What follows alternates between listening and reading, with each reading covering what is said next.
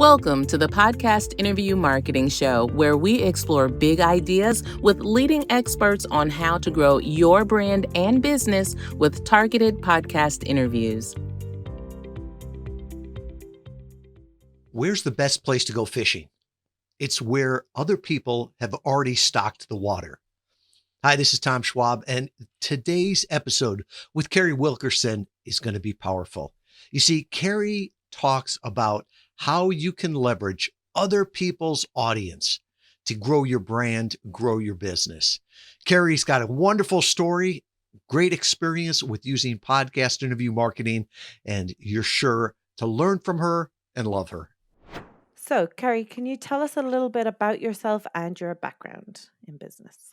Yes. So I was a high school teacher, straight out of college. But even in college, I had worked for the corporate sector, the government sector. I had done a lot of things. I like to say I'll never be Miss America, but I was miscellaneous. I did a lot of things. I was teaching when we went through the adoption process, and I became an overnight mom to two toddlers that were siblings from the foster care system. So I didn't have a big business idea. I didn't have business education. I didn't have, this big mission to change the world, but I did want to be here with my little people. They came from a hard start and I wanted them to know who mom was. So I made, a pretty sudden choice to be at home. However, our income as a teacher, I was on contract through the summer. So I had, 6 to 12 weeks to figure out some money to help our month go better. Right. So I just started researching. Now, this was in the late 1900s. I love that So I term. went Makes me feel ancient. Yep. So I went to the library. I started researching like what can I do at home? I have a degree. I have lots of great skills. There's this thing called the internet. I'm pretty sure I should be able to leverage that. And that's what I started doing. I just started doing some things at home using my skills to create income. And it evolved over time. And pretty soon, since I was an early adopter, pretty soon within the next few years, I started a website just to connect other people that were also working at home and maybe feeling like this was a new frontier because it was. And our brand just grew from there. People started asking me to tell them how to do it. So I started coaching and started speaking. And it just evolved from a need. It didn't evolve from a wish or a dream or a vision or this, I've got to have this big multi-million dollar idea. I think a lot of times we sabotage ourselves because we think, oh, when I have the next original idea. I wasn't having original ideas. As a matter of fact, as a mom of new toddlers that had a lot of high needs, I didn't have a lot of brain space for original idea. I really was looking for who had done this before, and there weren't a lot of people that had done it before. So that's how I started. Now I'm a keynote speaker. I coach high. High income founders, about 5 a year. And then I have online products and trainings so that I can reach more people who have the same goals, who want to be working at home or want to leverage their business using online tactics and strategies and don't want to feel like they're having to start from scratch like we did. That's a big change in a very short amount of time. But as you said, there weren't people doing that at the time. So you were ahead of the curve because most people only thought about working online when the pandemic hit. And I had been doing that since 1998 and had in 2011 actually wrote a book about it. So yeah, it kind of forced people into that way of thinking, whereas we were kind of looked at as disruptors before it became more the norm.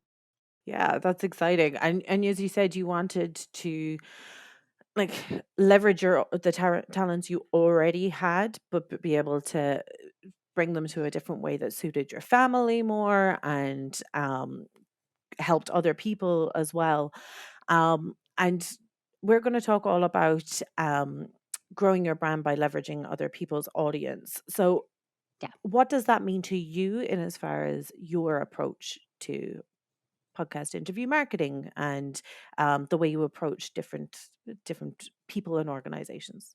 Yeah, this was never like podcasting, first of all, wasn't even around as far as I knew when I first started, but it made sense to me to get in front of crowds other people had already assembled. So my first few businesses were um, when I was marketing that service-based business, I would say, "Who is my ideal audience? Who's already got them in a group?" Like, who's who and that goes way back to direct sales and network marketing. Like, if you're looking at Tupperware or Mary Kay or those kind of groups, they would say, "Where are the buyers gathered?" Well, if they're not already gathered, why don't you gather people in your living room and let me get in front of your audience? So this is not a new idea. This is not a radical shift. This is Tony Robbins saying, "Who's having seminars? Who can I go speak for?" Before he held his own, before he had his own name, he was speaking in front of other people's audiences. Zig Ziglar, same thing. Jim Rohn, all the people that we think of as old school, it was the same thing. The technology and the platform has just changed. So I'm married to a fisherman, and, it'd be silly to go fish in a swimming pool. Well, why? Well, because there's no fish there. So where has someone already stocked the pond or fed the fish or created the climate? That's where you need to go. So I think we tend to overthink, overcomplicate, and now people come on the scene, they go, "Oh, I have to get in front of a lot of podcasts." Stop thinking of it that way. Think, who already has some people assembled? If you're marketing to a faith-based community, how do you get in front of churches? How do you get in front of, those Bible study groups? Dave Ramsey did a brilliant job of that with financial peace. He said, where are Christians gathered? They're gathered at churches. What if we give them curriculum and they start talking to people about, financial freedom? Brilliant. That was podcasting before it was podcasting, right? So, I think it was never really strategic. It was just about, if I'm gonna be away from my toddlers, if I'm going to grow this, how do I get in front of the right people who have already gotten together, who have already assembled themselves or been assembled by somebody else. Now the technology means we can just jump in front of a microphone from our own homes and be in front of these audiences. And further, we can identify the really specific types of audiences. You want to get in front of groups of women, you want to get in front of middle-aged women, you want to get in front of middle-aged women that are empty nesters, you want to get in front of middle-aged women that are empty nesters that are going through menopause. Search your podcast lists. You want to go through women who are midlifers, who are going through menopause, who are empty nesters, who have been abandoned by their partner of 20 something years. Now, with podcasting, we can do, a little bit of what, probably not a popular term, but it's kind of like sniper marketing. Like, we can really hone our sights in super clearly on which audiences are best for our messages. Whereas radio broadcasting used to just be bleh, and you hoped it landed on somebody that it applied to. But now it's just so much better, so much more efficient, such a great use of technology, so affordable, honestly. And I just love it. For instance, not to date today, but we're having inclement weather here. So we can't go anywhere, but I'm still up and dressed and working with my audience globally. Why? Because of podcasting and because of technology. And I don't have a complicated and expensive setup, and I don't have extraordinary training in this area, but I know who the audience is. Yes, and that touches on a very like a point that's very important in interview valet as well. We always say that bigger is not better, better is better. And you mentioned aiming for the pool where the fish are already sitting. It's much better to do your due diligence and find the right target audience, because there's no point speaking to 20,000 people if only two of them are actually listening to you. Yeah, exactly. So I could say, "Oh, I'm going to aim for the top 5 podcasts." And I just happen to know my 3 of my 4 kids are diehard Swifties, and, so, of course, we are all involved in the Swiftie-Kelsey dating scene and watching how that unfolds. It's super fun for us. But I'm looking at, like, the Kelsey Brothers podcast. They're in the top 5 right now. Mel Robbins is in the top 5 right now. If I were to say, "Oh, I need to be on those top 5 podcasts," and I'm looking at, do I pitch the Kelsey brothers or do I pitch Mel? I mean, I'm sure the brothers would be a fun interview. Like, I like to hang out with those guys. If they break up with Taylor, like, I choose them. Yeah. Like, my kids will be mad at me, but I choose them because I think they're super fun. Um, but if I have to choose which of those audiences is going to resonate with me the most, can I entertain the guys? People? Yeah. Could I be somewhat useful? Yeah. Is that full of my target audience that would move into a converted client or booking me to speak audience? No. Mel is a much better fit. Mel and I are the same age, same stage, same type market, personal development, et cetera, et cetera. Mel would be a much better fit for me than the guys. Lewis Howes versus Brene Brown. Like, Lewis has a big, big reach, been doing this a long time. Used to coach Lewis, as a matter of fact. We go way back. Are there some people listening that might be a fit? Yes. Would it be a good reach? Would it be a good vanity boost? Fine. But Brene Brown, middle-aged women looking to change, personal development, also Texas-based, holler, right? So which you have to really be strategic. But to your point, I could pitch those guys and be any of those 4 and maybe get booked with my reputation, probably get booked within the next few months. Or I could reach out to 10 to 15 micro podcasts with really engaged audience, get much quicker yeses, much better and active social promotion, and meet my needs faster. So an engaged audience is who you want, a specific audience is who you want, and you only need one of the really right people listening. I've gotten 6-figure speaking contracts from having one right person in the audience at the right time. So it's not about the top 5. It's not about the top 10. It's not about the vanity ones. It's not about the big names. It's about their audience and how engaged they are and how excited they are to have you. For sure, for sure. And like that, the Kelsey brothers could be a lot of fun, but is it going to benefit your business? No. It's a bit of fun for you because you're interested in them and you're following their story. Now, let's be clear. If they ask, I'm going to say yes, because that's one step closer to Taylor, and my kids would shoot me if I did not take that.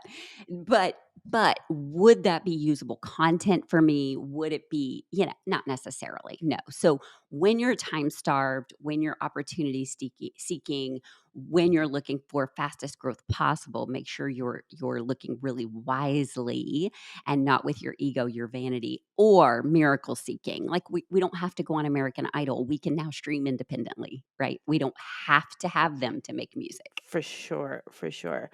And when you're narrowing down on your target audience, what do you take into consideration, or what would you advise other people take into consideration?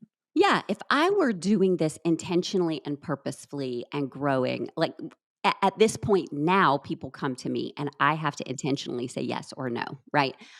When you first start, or when you have a specific motive, for instance, say you have a new book or something, then what you need to do is I go back to the ultimate sales machine strategy with Chet Holmes. It's called the Dream 100.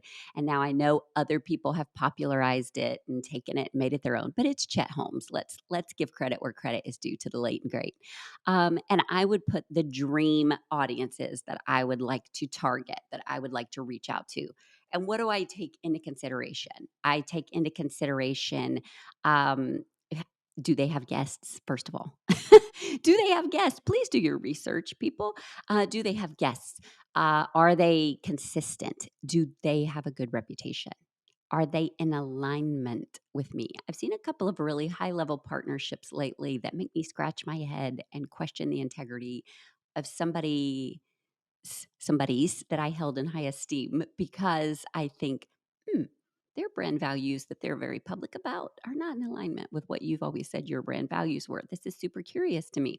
And anytime you create that kind of curiosity instead of a positive curiosity, that erodes trust a little bit. So, are their brand values in alignment with mine? Are they doing good work? Am I, on board with what they're doing? Are their products and services something that I'm okay with my audience consuming? Because when my audience sees me there, um, they're going to go look in their shop or look at their books or look at their whatever. So I would look at all those things. Reach is not one of the first things I look at, to be fair. Consistency, alignment, um, products, can I endorse them? And also, I learned my lesson the hard way. I've started listening to some of their past episodes because some people just really aren't great interviewers. And I can carry a lot by myself, but I shouldn't have to. Like, come on. So I do like to look at some skill level. To I also like to consider how do they promote it? Do they circulate short form clips of video? Are they actively socially promoting, or are they just checking off boxes and trying to get things done? So there are a few things you look at with quality control, with value control, but reach is further down the list. But with their reach, is it the right person for me? Is it the right person for me? Is it the right audience for my book? Is it the right audience to book me for speaking? Is it the right audience to hire me for coaching? Is it the right audience to get on my email list and buy products? Like, which of my audience buckets does it fall into? If it's not an audience fit, I'm really okay saying no. I really am. This is something I've done early on, back when it was Blog Talk and Blog Talk Radio and even blog posts, because I was a mom and because I had a big reach. People would want me to, be on their parenting blogs or their child-friendly product blogs or their, things that were not aligned with my list, and my growth was always business. Always business. And they would get really bent out of shape or not understand that I wouldn't go be on the mommy blog about childproofing your house, when really it wasn't in the best use of my time. If I had been doing bulk saturation, are there some people on that mom blog that might have wanted to start a business? Yes. But I also had 4 kids of my own. Eventually, we added 2 more. And so was that the best use of my time? Was it the best return on my time investment, energy investment, resource investment? And no, it wasn't. So those are all some things that over the years we've looked at. It wasn't about, hey, how many people do you reach? That wasn't the first and best thing. It was, who are you reaching?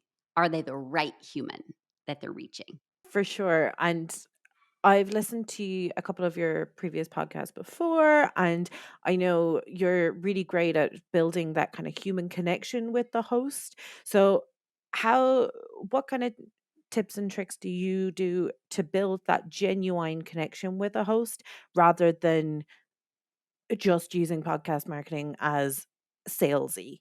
Because I know you're really good at actually making that connection and being genuine about it, which is great. Well, because I am genuine. Yeah, yeah. I mean, Ryan Dice, who he and I go way, way back in online marketing, and he says you just can't fake giving a darn. You just can't fake it. I mean, you can, but maybe not for very long. But I genuinely do care about people, and I don't see it's what I said earlier. I never looked at being on other people's stages as strategic. I just thought, okay, where are the audiences and how can I serve them? So when you and I are talking, I'm thinking, what does your audience need to hear? Like, how can I help? How can I be most useful in this moment? How can I coach them through these few moments that they've invested with me? Because I don't maybe it boils down to I don't take for granted that we have limited time, we have limited energy, limited resources. And so I'm really honored that people are listening or watching. I'm really honored that that the host is going to entrust their people to me.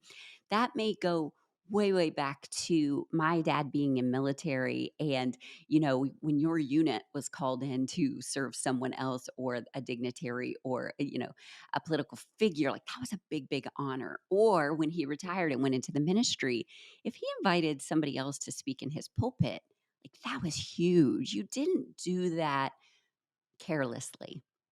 You did it cautiously and carefully. And so those 3 C's I probably need to write down. Those would probably be a good speech somewhere.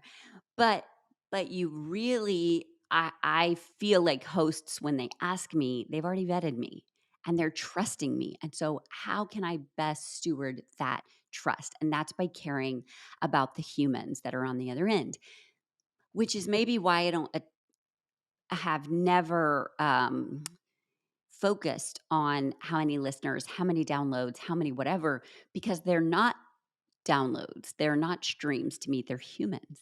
And so I've always visualized people in a room. Here's an example. A friend of mine hit 100,000 subscribers on YouTube a couple weeks ago, and they were just really celebrating the subs. Subs is what they kept saying. I said, listen, that that's a Super Bowl stadium. Look what you just did. Every time you talk to them, every video that you shoot, you have to envision yourself standing on stage. Those people have paid for that ticket. Those people have made travel arrangements. Those people have showed up for your Super Bowl. And so now it's your job to serve them in the time that they've given you. So I think that helps with connection. Anybody that's watching this video, um, will see that I'm making eye contact with the camera. That helps. I'm also not saying y'all and you guys and everybody listening. It's a first person conversation. It's you and me, because that's how we ingest and that's how we connect. So I would say those are a couple of reasons, but also I like to chat with the host ahead of time. Like, what would you like to get out of this? Now, Tom and I have a great personal connection. We go way back. I love what he's up to. I love what he's doing. And so when you do have a personal connection or work to create the personal connection, it's more natural. But the fact is, you should have a connection to the person listening. You should conduct the interview as if you're sitting with a friend. What advice would you give your best friend? How would you chat with your best friend about it?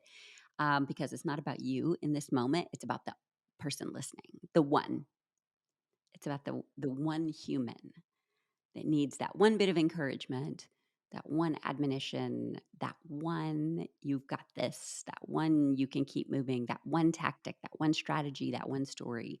And it never ceases to amaze me what people pull out of my speeches or interviews. People will email me, number one, about things that I don't remember saying. I have to go back and listen and say, oh, I don't even remember telling that story. Or the one thing they'll latch onto, which I will think of as a throwaway comment. Like, there will be people that will message me about adoption or about weight loss or about siblings so close in age or about special needs or about caretaking parents, things that are not even related to business, but it will be the one thing that helped them feel connected. And I think that's important, that it's not just about you and your message and spewing and broadcasting. Stop that. That's gross. Anybody can do that. But can you connect with people in a meaningful way and help them hear you? Because when they feel seen, even if you can't see them, when they feel seen or when they feel talked to instead of at, it makes a huge difference.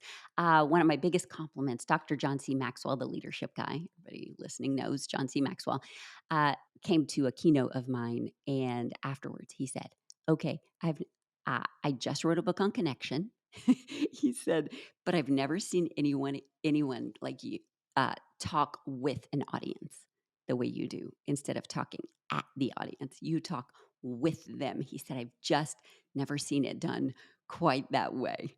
And so I don't know how to reverse engineer it. I don't know how to make it a formula or sell it. What I'm saying is, they're humans. Just don't get caught up in the stats, the numbers, the metrics, the transactions. It's about the humans. I just had a call earlier with a client, and I was saying they're a new client, and I was saying that something very similar, that the difference with podcast marketing is that they could write blogs till the cows come home, but with speaking on a podcast, the listener will be able to feel their personality, build that trust because of their genuine nature, um, and build that connection before they ever actually get on a discovery call with them, or before they even click on their website. But they'll be able to build that connection through just listening to a genuine conversation through podcasting. Yeah, it's a great rapport builder. It's a great trust accelerator, if you want to say that. But the other thing is um, you can't underestimate the value of your voice being in their head. Like I tell people, if I could just be the voice in your head, or just the one on your shoulder tapping you, saying, you've got this, you can do this, stop doubting yourself, or oh, you have permission, or oh, whatever. Um, Voice is really powerful, right? And I think I underestimated that, but a few years ago I was at an event and there were thousands of people at this event, and we were in a really crowded like entryway. I had kind of gone under the radar. Like, I wasn't a keynote speaker there.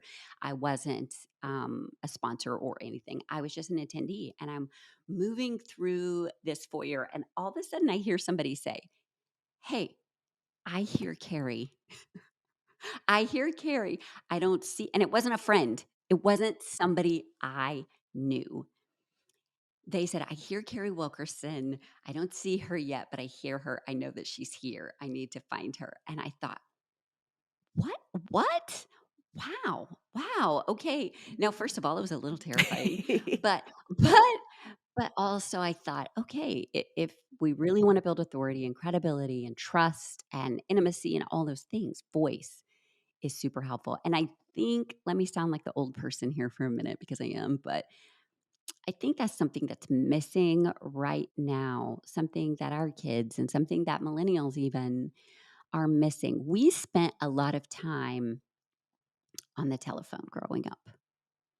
We spent a lot of time connecting with our friends and talking through things. We had to talk to their parents. There are a lot of those parents that I could still recognize their voices now, because I had to say, "Hello, Mrs. Johnson, this is Carrie.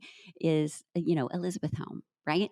Um so we connected a lot through voice. We could hear upset, we could hear intonation, we could hear emotion, we could hear excitement, we could hear all those things.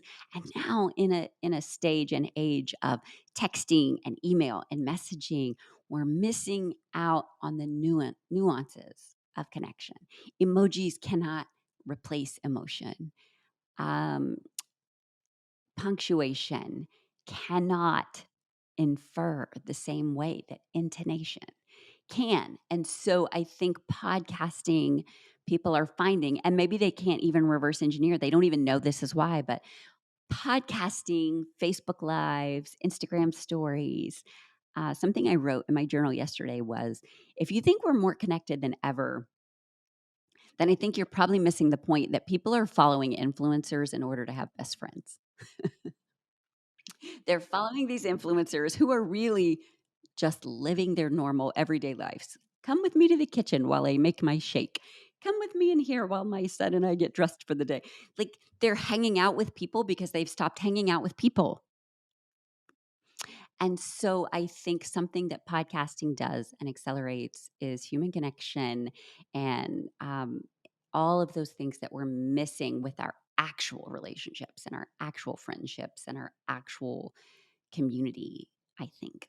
I'm the exact kind of person who will put on a podcast while I'm doing the dishes to keep me company if the house is quiet. And um uh, so yeah, I if somebody rings my phone, I'm like, why are they ringing? Why are they not texting first? You know?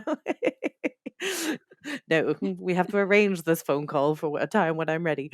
Um but it's and you're dead right. Emojis they don't convey tone. They might have a cute little face, but they don't convey tone. Like, very easy misunderstood and misconstrued.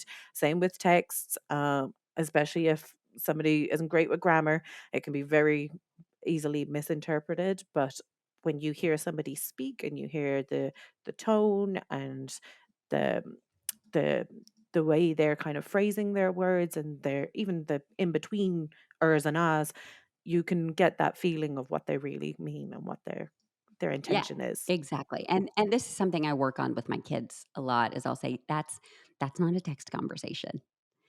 That's a face-to-face conversation. That's an in-person conversation. Please do not try to resolve this conflict over text. It will not happen. It will not happen. It's going to get worse before it gets better, and it could blow up the relationship. So please have this in person. So that I think it's why we're loving podcasting, because we can understand people, hear people, and we give them more grace because we can hear them explain themselves, or the assumption is not as high. Yes, for sure, for sure. And what is it? To assume makes an ass out of you and me, so we don't want to go down that Exactly. route. Exactly.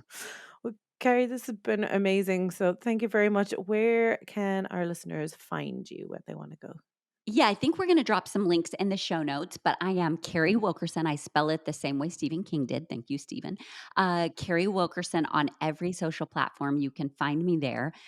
You can also, there's always in the profile, there's always a link to go to all my freebies, all my resources and links. And I think we'll probably, in the show notes, we'll have a checklist for some ways that I like to leverage other audiences, grow my audience, and keep nurturing them. Excellent. Thank you. And yeah, we will definitely have that link in the show notes for you so that everybody can come find you and get some more advice from you. So thank you so much, Carrie. Thank you for having me. Carrie is so right. We all have a limited amount of time and energy. When we say yes to a podcast interview, we want to be very cautious and careful. We want to make sure that as we're leveraging other people's audiences, that it's the right audience. And while that audience may be thousands, tens of thousands, hundreds of thousands, when we talk to them, we want to connect with that one individual. You see, it's not downloads that grow a business. It's not unique clicks or unique viewers. No, it's people. And talking to them on a targeted podcast interview is a powerful way to differentiate yourself, to build that relationship. And just like Carrie said, that you can use podcast interviews and tap into other people's audiences to grow your brand and grow your business. What's ordinary to you is amazing to others, and you can help a lot of people.